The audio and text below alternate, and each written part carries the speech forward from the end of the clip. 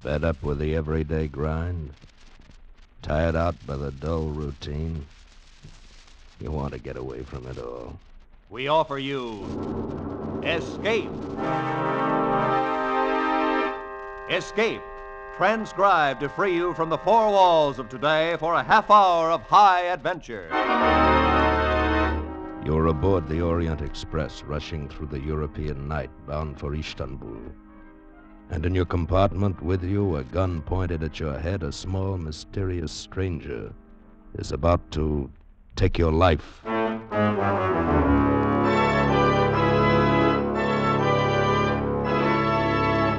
Today, we escape from reality to the tense world of Balkan intrigue as Graham Greene pictured it in his famous novel, Orient Express.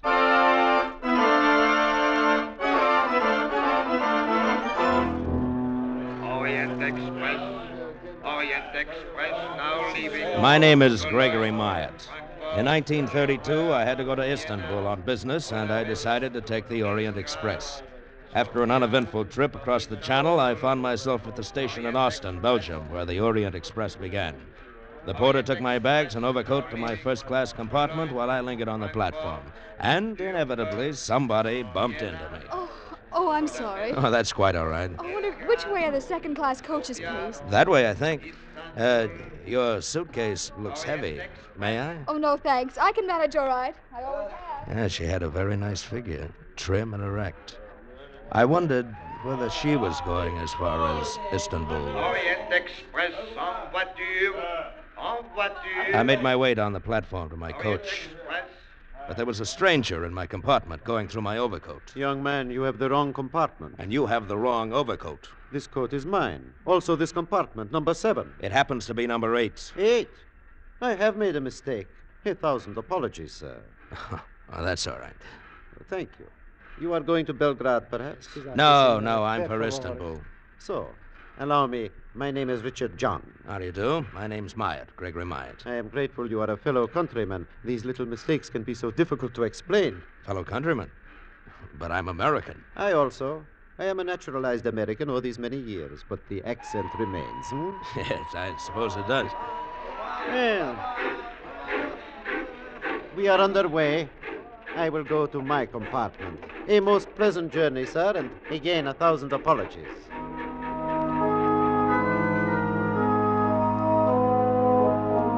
I looked at the landscape a while and then got out a book and settled down to read. And at that moment, of course, we ran into a string of tunnels, all of them pitch black. I was just about to ring for the guard to ask to have the lights switched on when the train was crashing to a stop. We were in a tunnel. I got up and groped for the door. Went into the corridor just as the lights went on. And lying on the floor was the girl who had bumped into me. Excuse me, please. One side, please. Excuse me, please. I called the emergency cord at once. Madame as conductor, it is my duty to inform you it is not allowed for a passenger to stop the Orient Express. Mr. Myatt, if you will allow me, please. Oh, Mr. John. Hadn't we better get a doctor? I am a doctor, Mr. Myatt. Allow me. So, there is nothing wrong with this young lady. She has only fainted. Oh, good. Give me a hand, Mr. John. Let's get her into my compartment.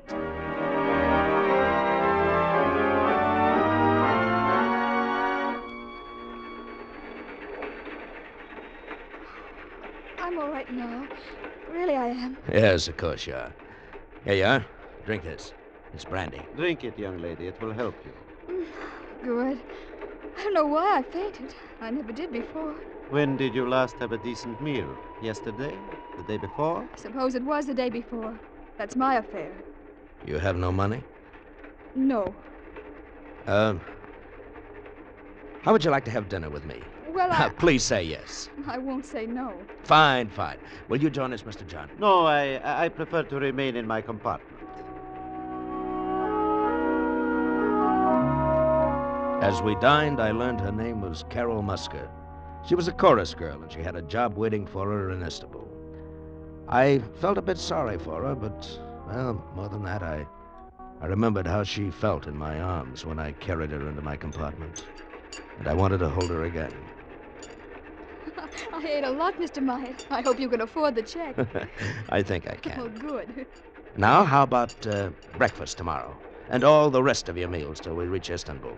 Mr. Myatt, I hope you don't have any ideas about me. Well, of course I have. You're very attractive. Well, I don't know anything about you. For all I know, you're married and have 6 children. I am not, and I haven't. How about you? I have no one. Well, then there's no reason why we shouldn't have ideas about each other, is there? And by the way, my first name's Gregory. More coffee or dessert? No, thanks. Well, then as soon as I've paid Mr. Myatt. Oh, Mr. John. Excuse me, is this yours? That's my pocketbook. I found it in the corridor outside my compartment. You must have dropped it when you lifted this young lady. He gave me my pocketbook and left the dining car. All my money was there, but one thing I knew, I had not dropped my pocketbook. Mr. John had taken it. Well, Carol and I started through the train. It was about 9 o'clock, and the lights were already dimmed. In the second-class coaches, people were asleep, sitting up in the crowded compartments. Mr. Myatt, here's my compartment. Thank you for dinner. It's, very early. You have to go in? Oh, I'm tired. Oh, it's too crowded in there for comfortable sleeping. And besides, you never know who's next to you. Oh, but I do. That little fat man, see? His name's Joseph Grunlich. He introduced himself. Oh, he did he? You're not jealous. No. But what do you know about him? He might be a thief or a bigamist. Now you're being ridiculous. Well, good night, Mr. Myatt. Gregory? Carol, Yes? you might kiss me good night. No one will notice. All right. What? Oh, young lovers, eh? Oh, Mr. Grunlich. If you're going somewhere, sir, why don't you go ahead? Do not be angry, please. I was not spying, Mr. Meyer. How do you know my name? We all heard of the gentleman gallant enough to take Miss Musker to dinner at the good doctor's suggestion. Doctor? What doctor? Mr. John.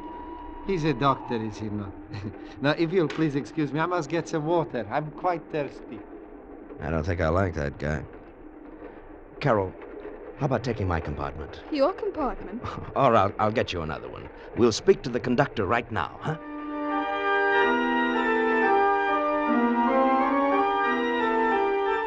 First-class compartment for the young lady, monsieur. You must wait until we arrive at Cologne. No tickets are sold aboard the Orient Express. We arrive in Cologne in, let me see, precisely 15 minutes.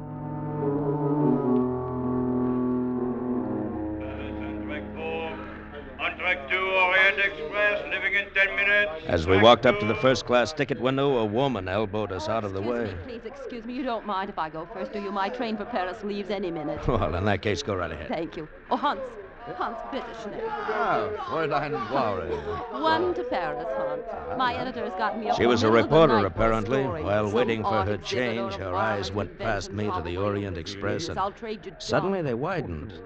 I followed her glance. Mr. John was just stepping back into his compartment. One moment, Hans. Change this ticket for a sleeper on the Orient Express. Make it Belgrade. Oh, you are lucky, Miss Warren. There is only one accommodation on the Orient Express left. Good. Just a moment there. We were here first. I thought you were going to Paris. Not miss. when I see Dr. Zinner on the Orient Express. Dr. Zinner. The man you were looking at was Richard John. Is that the name he's using now? Oh, Fräulein? thank you, Hans. Just a moment there. I'm taking that ticket. Mein Herr, I regret, but the lady asked for it before you did, and she is an old customer. Here's the ticket, Miss Warren.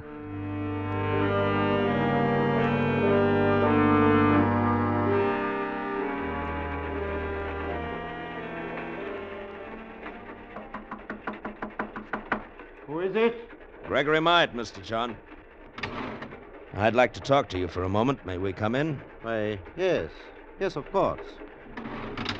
You are feeling better, Miss Musker? You are getting enough rest? Yes, thanks. That's why we're here. Miss Musker's taking my compartment, and I'm staying in here with you. I wish I could oblige, but I prefer my privacy.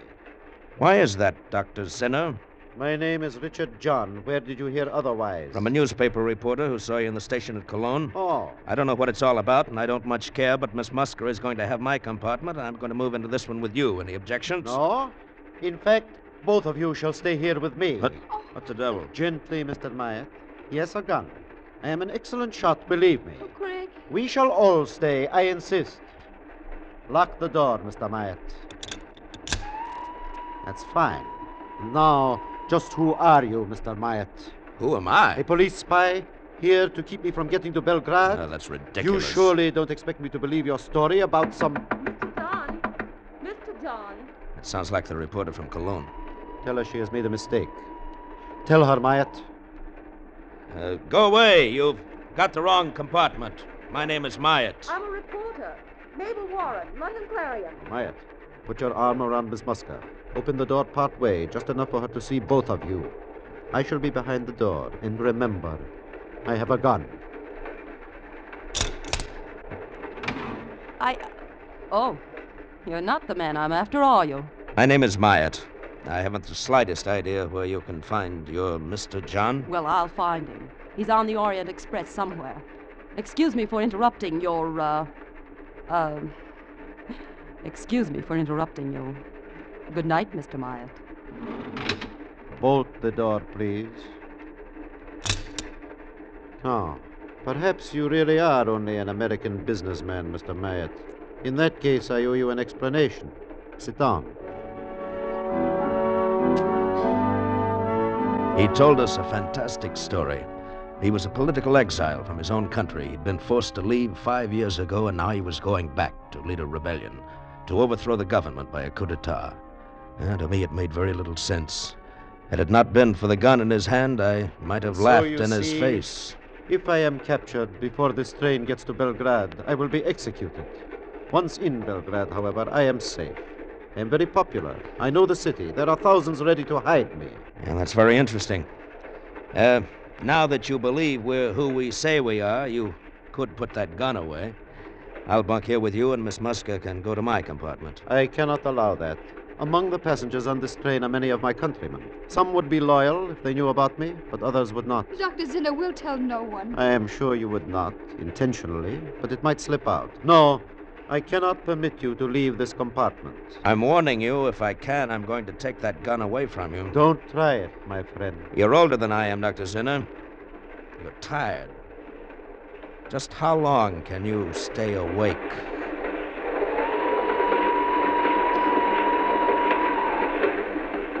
I sat with Carol on one seat. He was across from us, the revolver in his hand.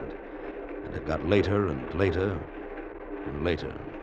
I'm tired, Greg. Now just close your eyes then, Carol.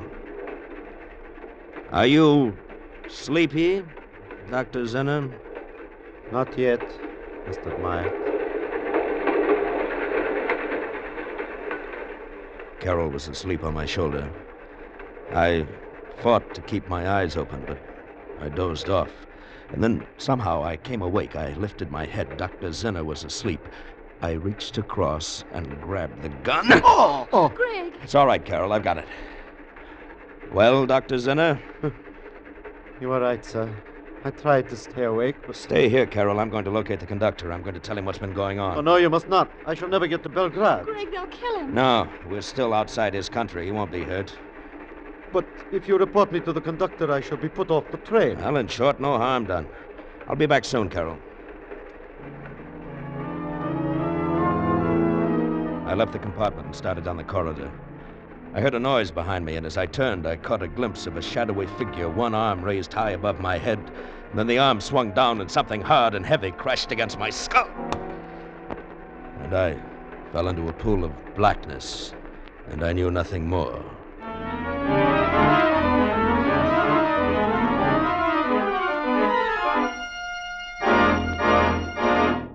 In just a moment, we will return to Escape. But first, the blazing billboard for CBS's 10 great Sunday night shows has an especially big blaze of lights near the top of the list. That's where the names of Spike Jones, Jack Benny, and Amos and Andy are found in succession. Spike Jones, Jack Benny, Amos and Andy, the most unusual sequence of top-rating comedy in radio. Don't miss a single second of their 90 non-stop minutes of mirth tomorrow night on CBS's great Sunday Night 10. Amos and Andy and Spike Jones come to you over most of these same CBS stations, and Jack Benny is heard over them all. And now, with our star, Bill Conrad, we return to the second act of Escape and the Orient Express.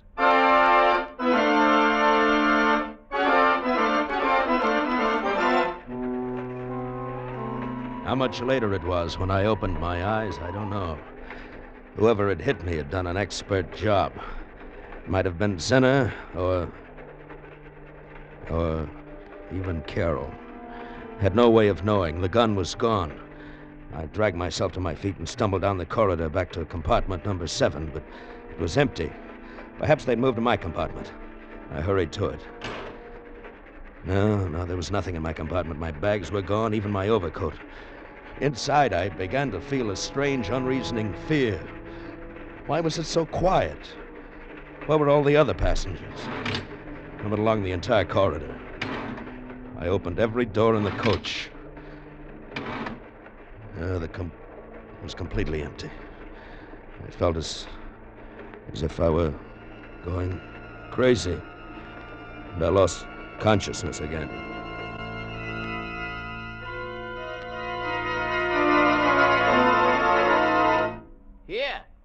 Here, you! What? Mister!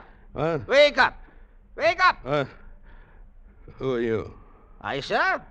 I am the brakeman. No. Tell me, what happened to everyone? This coach was full. I got on at Austin. Dozens of people got on at Austin. Oh, no, sir. This coach is empty, and it comes only from Regensburg. Regensburg? No, it's from Austin, I tell you. Look, compartment 8. This was mine. My bags, my overcoat, they were here, and now they've disappeared. What was that? Oh, that is only the switch engine. We're on the yards outside Vienna. This coach is a deadhead. It was put on at the Orient Express at Regensburg, and now we take it off. Deadhead? You mean... No, it's not my coach at all. The regular coaches are... The Orient Express is in front of us, sir. If you do not want it to leave without you, you had better hurry, sir. Don't worry, I'll make it. The Orient Express was just getting underway when I dropped off the front of the deadhead. I had plenty of time to run up alongside and swing aboard. I made my way through the train to my coach and knocked on the door of Zinner's compartment. Open up in there. Who is it? Gregory Myatt, open the door. Come in, please. Lying on the berth, bound and gagged, was the reporter, Miss Warren. And standing beside her, gun in hand, was not Dr. Zinner, but Joseph Gründlich. You have a very tough skull, Mr. Meyer. I should have hit you a little harder, no? Where is Carroll? Where is Dr. Zinner? Why have you tied up this reporter? No, please, not so fast. First, as to Miss Warren. I have tied her to prevent her from interfering with Dr. Zinner. Had I allowed her to file her newspaper story, Dr. Zinner would never get to Belgrade. I happen to be an ardent follower of Dr. Zinner. I was standing watch last night when you dashed into the corridor, Mr. Myatt. You had this very gun in your hand. You had obviously broken away from Dr. Zinner. Fortunately, I had a blackjack. Where is Carroll and Dr. Zinner? Do you promise to do nothing to interfere with Dr. Zinner's plan? I promise nothing. No, be reasonable. The Orient Express will soon cross the border into my own country. It makes only one stop at the border for passport identification. After that, you are involved no longer. Why be stubborn? All right, Gründlich. I won't interfere. Mr. Myatt, I thank you. You may go now. Dr. Zinner and Miss Musker are next door in your compartment. Dr. Zinner was seated on one berth dozing, and Carol lay on the opposite berth fast asleep, traces of tears on her cheeks. She shivered. I covered her with my overcoat, and she woke up. Gregory, I didn't know where you were. Go back to sleep. Oh, I searched everywhere. I didn't know what to do. When I came back here, oh, I was so tired. Dr. Zinner made me go to sleep. Everything's all right. In a few hours, everything will be fine. Now, close your eyes and go back to sleep.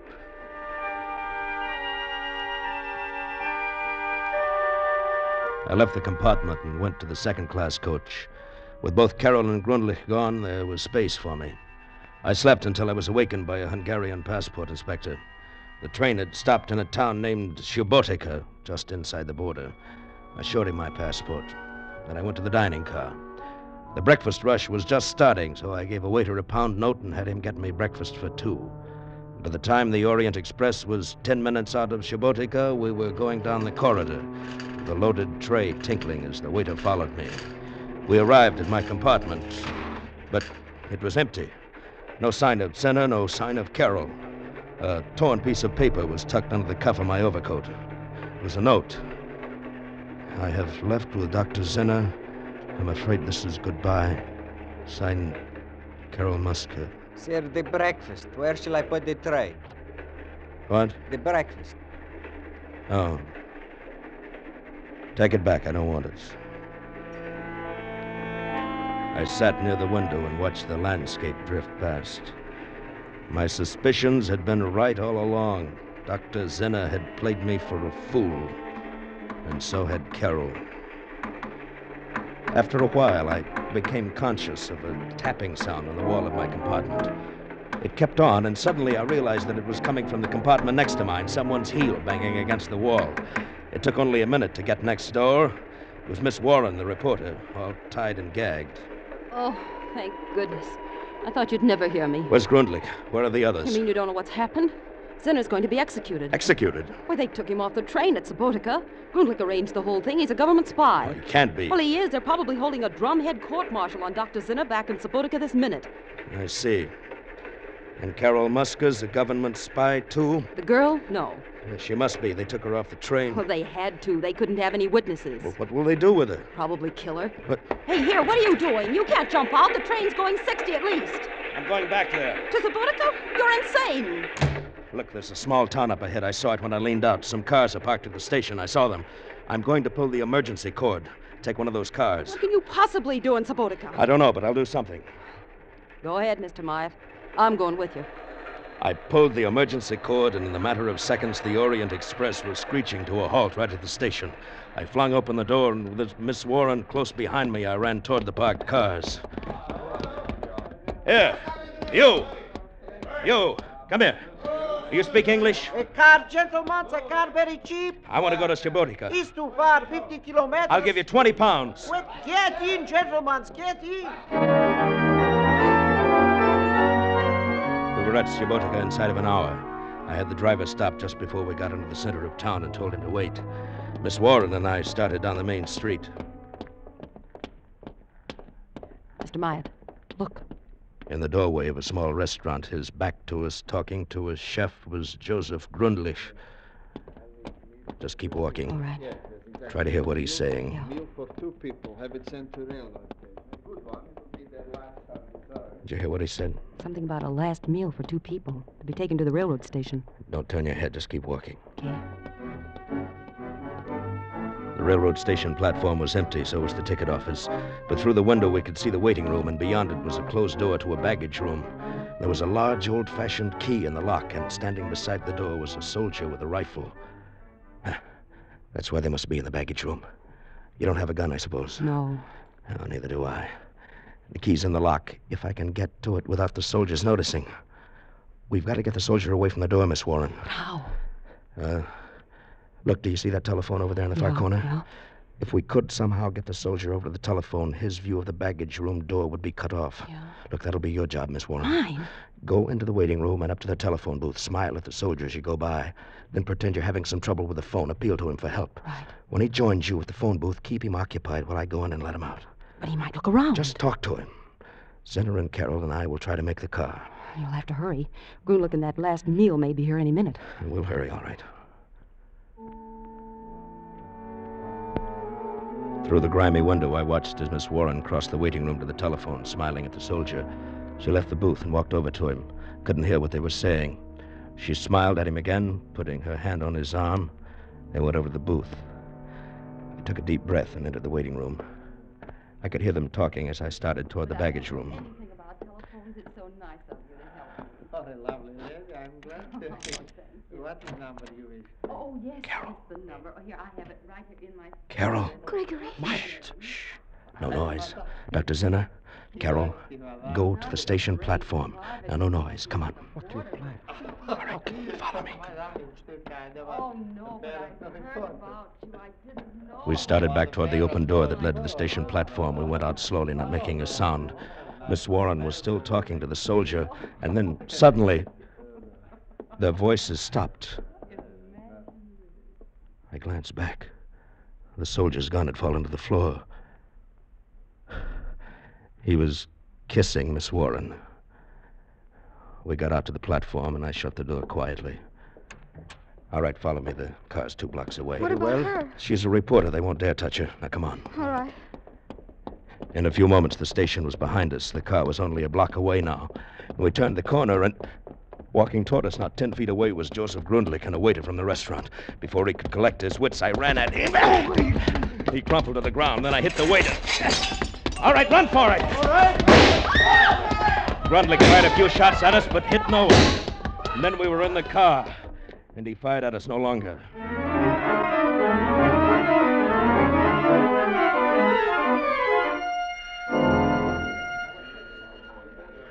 En voiture, Orient Express, all aboard. Goodbye, Dr. Dehner. You sure you won't come along? Oh, I stay here in Belgrade. I shall be all right now, thanks to you. Goodbye, Mr. Myatt. Goodbye.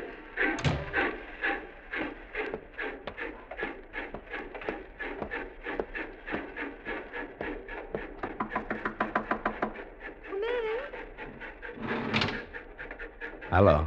Hello. You, mind if I sit down? No, not at all.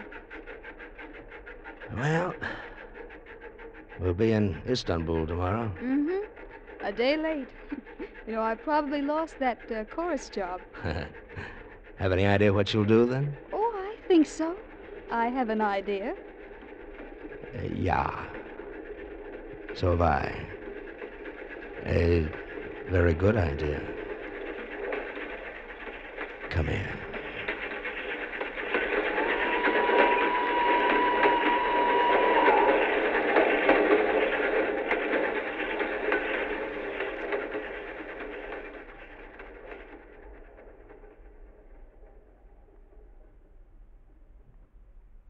Escape is produced and directed by Norman MacDonald. Today, we have presented transcribed Orient Express by Graham Greene, adapted for radio by Sheldon Stark and Walter Newman, with editorial supervision by John Dunkel. Starred as Gregory Myatt was Bill Conrad. Featured players were Edgar Barrier, Hans Conreid, Gloria Grant, Harry Bartell, Ann Morrison, Jack Kruschen, and John Dehner. The special music was arranged and played by Ivan Ditmars. Next week, You are alone in the steaming jungle with 3 men. You know that one of them is a desperate criminal, a man you've come here to arrest, but you don't know which one. You'll have to find him before he can save himself by killing you.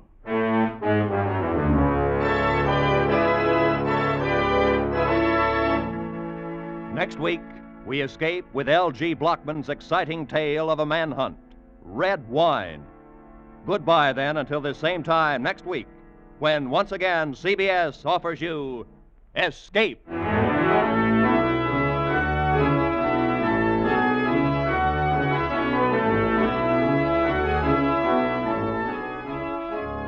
Looking for more escape drama? There'll be more coming along on CBS tonight, when most of these same CBS stations will bring you The Adventures of Philip Marlowe and Gangbusters. They're both regular Saturday night features on CBS. Now, stay tuned for 5 minutes of the latest news, to be followed immediately by the Let's Pretend program over most of these same CBS network stations.